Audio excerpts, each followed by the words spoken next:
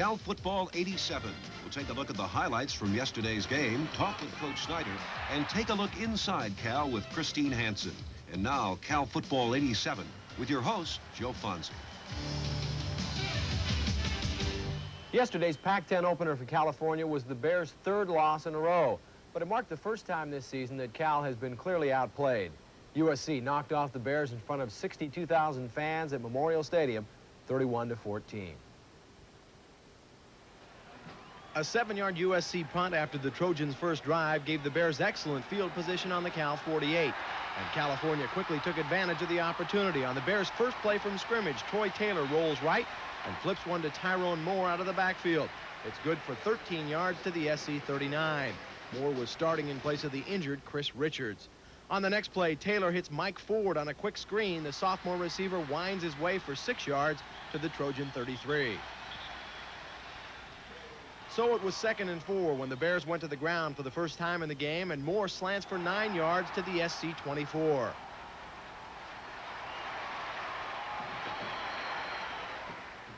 After an incompletion, again it's Moore darting for 9 yards, this time to the 15.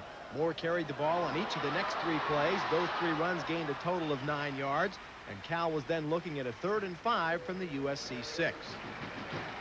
That became a Cal 6, as in 6 points. Taylor drops back and has good protection. Then he finds Rob Bimson all alone over the middle. The Bears quickly had the lead. Later, the junior Bimson described his 2nd touchdown in 2 games. Basically, we had a clear-out pattern where we sent a receiver down the middle to the back of the end zone to influence linebackers. And I went in motion and came back across the other way and behind him. And it was a very well diagrammed play and a very easy ball to catch. Robbie Keane's point after was good, and midway through the first period, California owned a 7-point lead. After the ensuing kickoff, USC had marched to the Cal 46 and was facing a 3rd and 3. Quarterback Rodney Peete lost control of the snap. Leroy Holt recovers the fumble, but SC had to punt once more. Chris Spurl's first kick had traveled only 7 yards, but his second one was just about perfect. Watch it roll out of bounds just outside the goal line. The 45-yard effort left the Bears in quite a hole. 2 runs gained 9 yards for California, so it was 3rd and 1 at the 10. Taylor and Ford hook up again, this time for 10 yards and a 1st down. But the USC defense then stiffened, and Cal was forced to punt. And Scott Tabor would begin what turned out to be a sensational afternoon. This time he gets a pretty good break, as in a pretty great roll. It keeps on going all the way down to the USC 15, a 66-yarder. This came with less than a minute to play in the period, and the quarter ended with California on top, 7-0.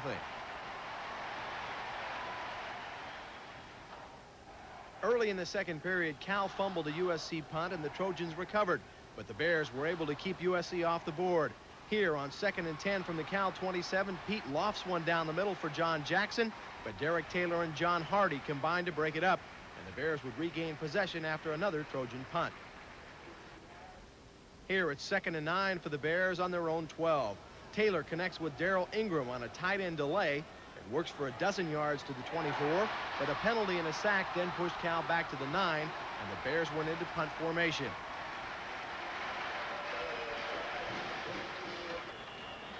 And then Scott Tabor went into the record book. The left-footer booms one over the head of Randy Tanner. It looks as if it might go all the way into the end zone, but Dwayne Jones downs it on the USC 2. That's an 89-yard punt, and it's not only the best ever in Cal history, it's the longest punt in Pac-10 history as well, eclipsing a 31-year-old mark held by the Trojans' Ernie Zampisi. Tabor says his personal success is a result of a team effort. It's just, I think a lot of it is the intensity level we have on the special teams this year.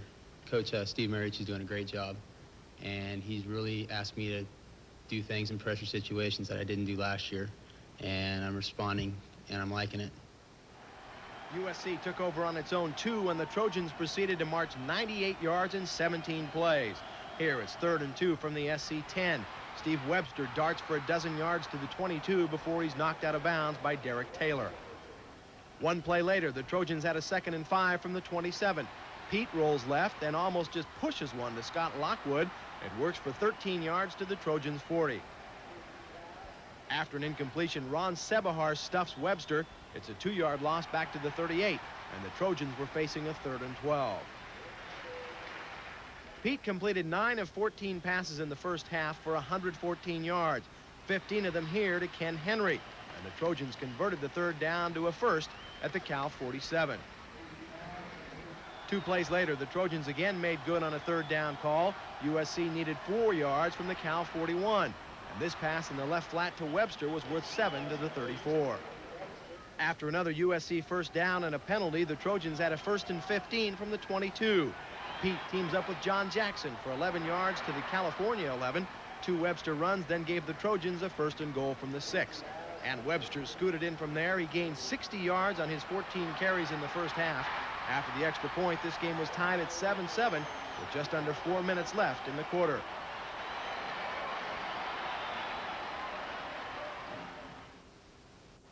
After an exchange of punts, Cal had the ball on its own 23 with barely a minute and a half to go.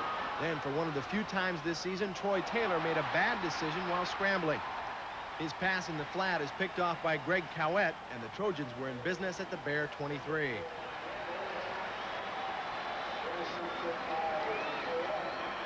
And SC took quick advantage of its opportunity. On the first play after the turnover, Pete fires one down the center of the field. Tanner comes up with a fine grab, and it's the Trojans' 2nd touchdown in a 2.5-minute span. The extra point was again good. Cal ran off 3 plays after the kickoff, and then the teams headed to the locker rooms with USC up by 7.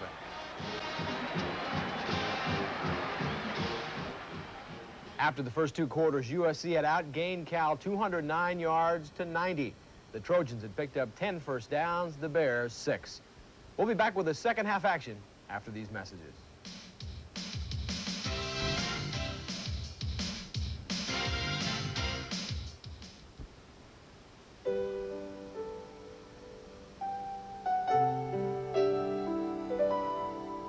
Have we really come so far, so fast?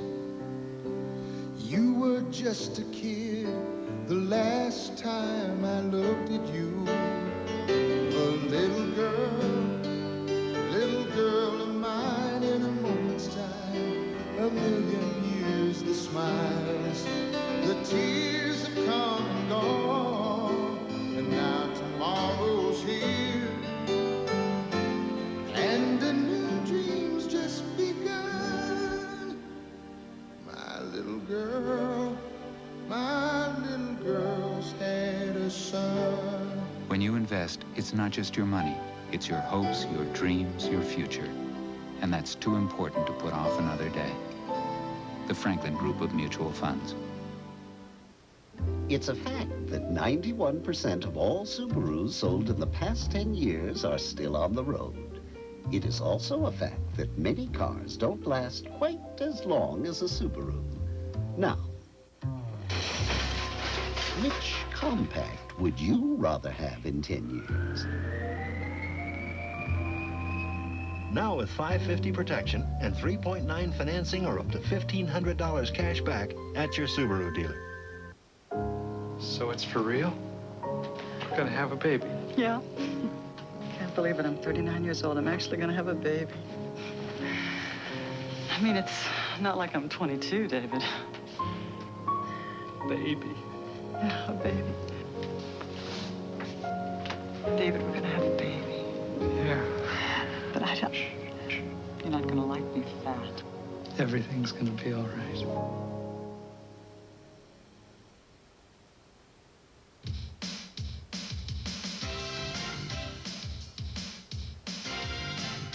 Yesterday was the first time this season Cal received the kickoff to open the 3rd quarter. We pick up the action on the Bears' first possession. California made only 8 yards on his first 3 plays, so Tabor was back in punt formation. He fielded a high snap, then took off down the near sideline. Tabor takes a big hit, but he gets the first down. Later, he said the play was definitely not a designed fake. The ball was high, snapped high and to the right, and I looked up and I took one step and I saw that their outside guy was coming in to block the kick. So I took my first step and then went ahead and ran to the right, knowing I needed 2 yards, and I just hoped I'd get it. And it was pretty close. One play later, Cal had a 2nd and 9 from the SC 49. Taylor sprints to the right and hits Brian Bedford for a 15-yard connection. Bedford entered the game as Cal's leading receiver with 16 catches. But he missed much of yesterday's game because of a slight shoulder separation he suffered last week at Minnesota.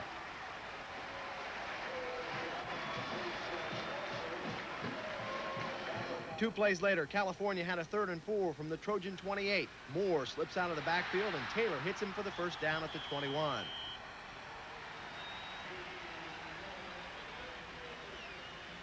The Bears were still at the 21 on 3rd down, but then Taylor was victimized by the interception once again. This time it's Cleveland Coulter picking off the pass, and Coulter is then off to the races.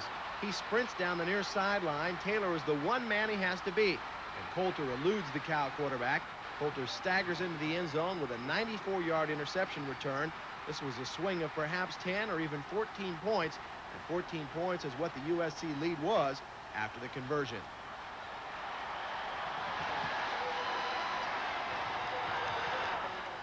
The Bears couldn't move on the following possession, and Cal called on that man Tabor once more. Once again, he delivered. This time it's good for 64 yards as the punt rolls out of bounds at the SC 7. Tabor's 9 punts yesterday totaled an even 500 yards. That's a 55.6-yard average, another school record. Cal would force a USC punt, and the Bears regained possession on their own 32. With Richards in the game for the first time, Taylor play fakes, then hits Bedford over the middle for 22 yards. Taylor had thrown only 2 interceptions in Cal's first 3 games. One of those picks came on a desperation pass on the last play of the Minnesota game. But the Trojans would swipe 3 Taylor passes yesterday. This one by Delmar Chesley was tipped at the line of scrimmage by Dan Owens. After a Pete completion gained 9 yards, the Trojans went back to Webster, and he gobbles up a dozen for a USC first down at the Cal 40. Here it's 3rd and 2 at the 32. Webster tries the right side, but he gets popped and loses the football. Cal's Dan Slevin recovers. Slevin continues upfield, but in college play, you can't advance a fumble that's hit the ground. So the Bears took over on their own 33.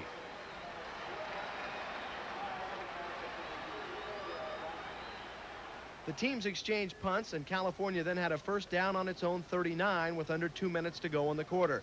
Taylor goes to Bedford on an out pattern for 13 yards to the Trojan 48. 3 more Cal plays ran out the period, with Southern Cal still leading 21-7. The fourth quarter began with Cal at the USC 43 on 4th and 5. Tabor couldn't completely unleash his legs, so he hung one up, and Ray Nicholas was there to down it at the 1-yard line. Just another great boot by Tabor. Pete had a fine day as he hit on 15 of 24 passes for 235 yards. A 38-yard strike here to Tanner on 2nd and 10 from the SC 12.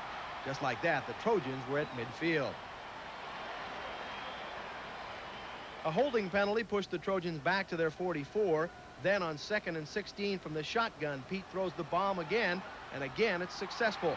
Henry comes up with a super catch all the way to the Cal 10. Henry was injured on the play that left the Trojans with a 1st and goal. USC could not get into the end zone, so on 4th down, Quinn Rodriguez came on for a 24-yard field goal try. The kick made it through the uprights, and now with just more than 11 minutes remaining in the game, the Trojans were up by 17.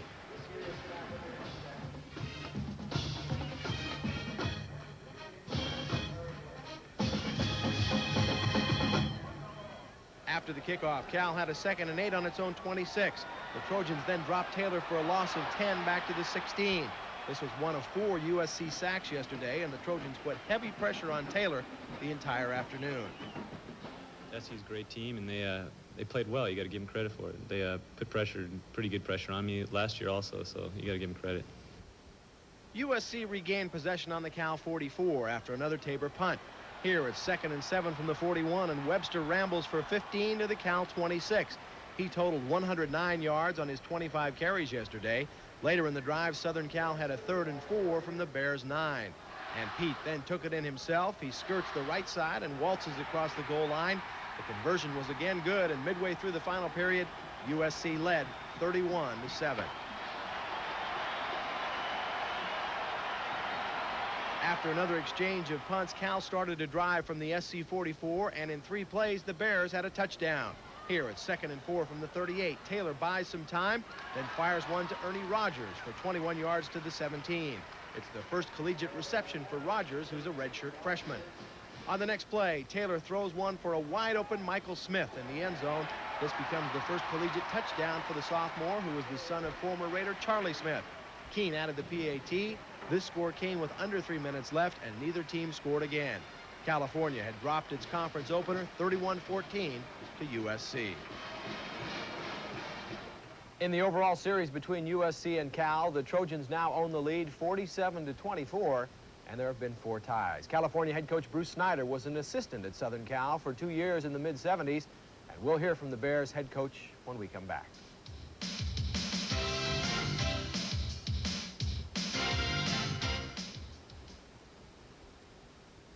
Now there are 2 lotto jackpots every week. Saturday? Wednesday. We could have twice as many millionaires. The South Fork Ranch, the Falcon Crest Winery, and the Cheers Bar. Yes, they really do exist. And you might even find a Sam or a Carla there. Monday evening takes you to the real-life locations behind TV's hottest shows. Then, when it comes to whale watching, this guy's got a whale of a humpback tale to tell. Watch as he swims with his 80,000-pound pals. Start a great evening, Monday at 7:30 on Channel 5. What's it like at the movies with Rex Reed and Bill Harris? See for yourself. For someone who is one of the homeliest men in the world, he is shameless. Well, on the other hand, he's fat. I was delighted to see him back on top. He's balding. Funny, in great shape. He looks like a sack of potatoes. I would be proud to have him as a partner in anything, except dancing. Speak for yourself, Bill. Rex Reed and Bill Harris. It could only happen at the movies. At the movies, Sunday at 5 on Channel 5. Save 50% on selected Serta, Simmons, and Sealy mattresses, plus 10% more on Posturepedics, Perfect Sleepers, and Beauty Rests. Emporium Capwell has the right idea. It's the professor. It's the barber. It's all of us. We're the great American investors. We invest in U.S. savings bonds because bonds have changed and now pay competitive rates. Find out more. Call 1-800-US-BONDS.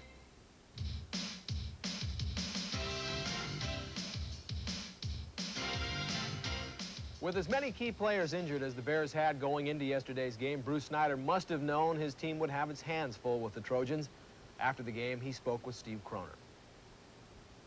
Coach, the last 2 weeks, games were down to the wire, really tough losses. Today, maybe you guys are a little bit more outmanned. Does that make this loss any easier to take? Oh, the loss is never easy to take. Certainly a completely different emotion than we had in the locker room after the last 2 games as opposed to today. It's disappointing. I believe we went into the game with a true belief in ourselves that we could win the game, and we expected to win. So we're just going to have to take a check and see exactly where we are. But I have a great deal of confidence in this team in terms of its ability to bounce back. So that's what we're going to do. When you go into a game without a Darryl Stallworth, you go into the game, Chris Richards only playing a little bit, Brian Bedford not at full strength. How does that change your approach to the game, and how much of that was a difference in the game? Well, I think obviously it's a major difference because a lot of players that play today could not practice during the week. The players you mentioned, Travis Oliver was another one at the corner spot. Ken Harvey only practiced about half of Thursday. Tyrone Moore could only practice Thursday, and yet he played all today. It's very difficult, and I think what can happen is, without really thinking about it consciously, it sets kind of a tone going into the game. We tried to fight it. Now, whether it was a factor or not, I don't know. I think that we've got some real courageous guys. Brian went in there and played hard. Ken Harvey tried to play hard. But we were injured. There's no question about it, and particularly in the secondary. I looked out a couple times, and there wasn't a starter out there. Coach, obviously today, one of the bright spots was the punting of Scott Tabor. You've been in the game now for 25 years. Have you ever had a punter who's had 4 consistently good weeks in a row the way Scott has? No, I admire Scott so much. He can really, obviously he's very talented in terms of just striking the ball. But you know where I see that he's so good is when the pressure is on, deep in his own territory. When he's standing on the back line and we say, hey, change your your steps to get it out of there in 2-step because they're coming after you, and he booms. So he's very talented. He reacts very well to pressure. I just soon have him as anybody I've ever coached. Coach, good luck. Thanks for talking to us today, and we'll see you next week. All right. Scott Tabor's punting has not been the only highlight this season for the Cal special teams. Christine Hansen has this look at that group of Bears in her Inside Cal feature this week. The Bears' ability to score points depends an awful lot on their field position when the team gets the ball. And so far this year, the special teams, or often called kicking teams play, has given Cal that extra yard. The big plays on special teams in 1987 have not come easily. Like most good things that happen to a football team on Saturdays, they're the product of hard work. And here at Cal, the coaching staff is emphasizing the importance of special teams play. Darren Greer has this one. And he breaks to the outside with a couple of men to beat. And he gets it 50 yards up the field. I think we take a lot of pride in what we're trying to do because, I mean, we realize that so many games just come down to us, whether we make a mistake, make a good play, make a bad play. And I think we've been concentrating on it, and we've practiced it, and we're doing pretty well at it. Doing pretty well is exactly what Darren Greer did against Minnesota, running back several kickoffs and impressive distance. But whether you're returning or covering kicks, it's often the men up front who make the difference, the men who do the blocking and tackling.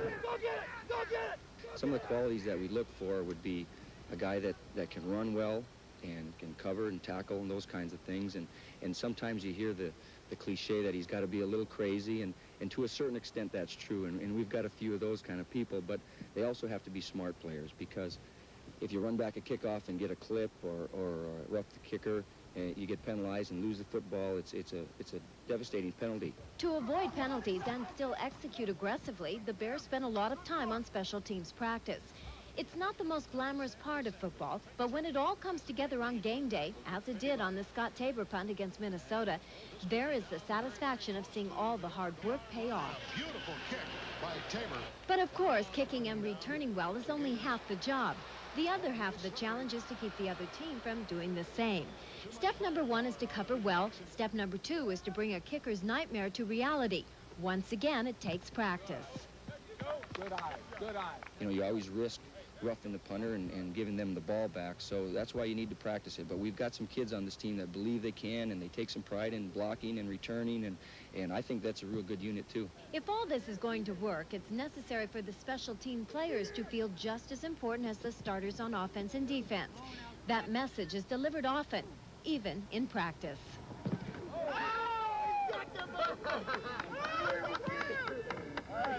Christine Hansen has an Inside Cal feature every week here on Cal Football 87. The NCAA ranked Cal's schedule as the 6th toughest in the country at the beginning of this season. It doesn't get any easier for the Bears next week as they travel to Knoxville to take on the 11th ranked Tennessee Volunteers. We'll preview that team when we return.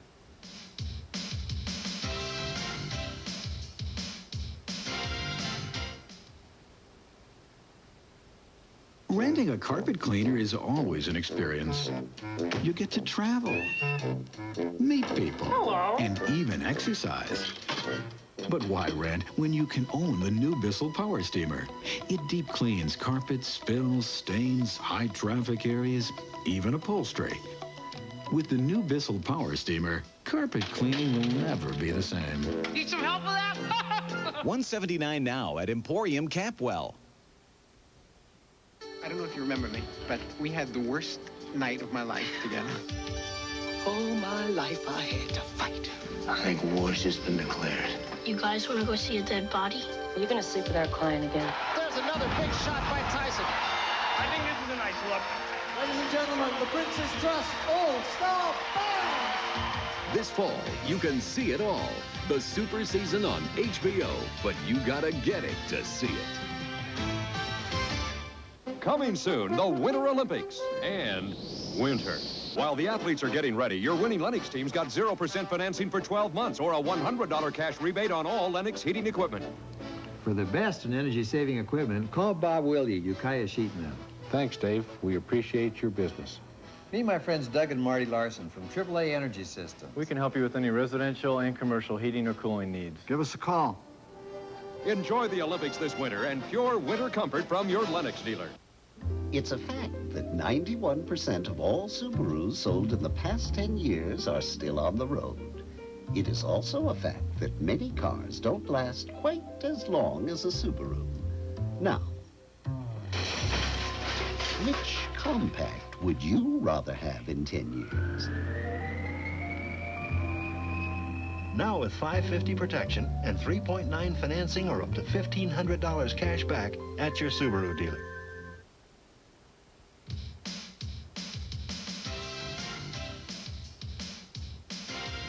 Tennessee hosted third-ranked Auburn yesterday, and the Vols tied the Tigers 20-20. So Tennessee is now 3-0-1. The Volunteers won the first game of the '87 college season as they edged Iowa in the kickoff classic last month, 23-22. The Volunteers turned a goal line stand into a touchdown of their own in the Iowa game. Linebacker Darren Miller picks off an errant pitch here and has clear sailing for a while. Miller appeared as if he might not make it all the way to the goal line, but he benefited from some fine shield blocking on the return, and it turned out to be a 96-yard score for Tennessee.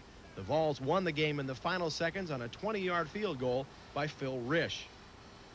Always looking for the cutback. The Vols then blitzed Colorado State in Knoxville 49-3 before going back on the road to dust Mississippi State 38-10. Freshman Reggie Cobb with a 20-yard touchdown run here against the Bulldogs. Cobb rushes for another score here against Mississippi State. He already has racked up 7 touchdowns in 4 games. Yesterday, the Volunteers trailed 6-0 at halftime, but got on the board in the third period, thanks to the foot of Risch. He connects on a 51-yarder, one of his 2 field goals yesterday. He has 7 this season. Both of Tennessee's touchdowns against the Tigers were scored by Cobb. He bolted in from 8 yards out in the third quarter, and then his 7-yarder late in the game enabled the Vols to tie Auburn. Cal and Tennessee have only met one time previously. In 1977, the Bears spoiled Johnny Major's debut as the head coach at his alma mater, Cal winning 27-17. That game was also played in Knoxville. We hope you'll join us next Sunday for the highlights of next week's game between the Bears and the Volunteers. Until then, I'm Joe Fonzie. Thanks for watching, and we'll see you again next week.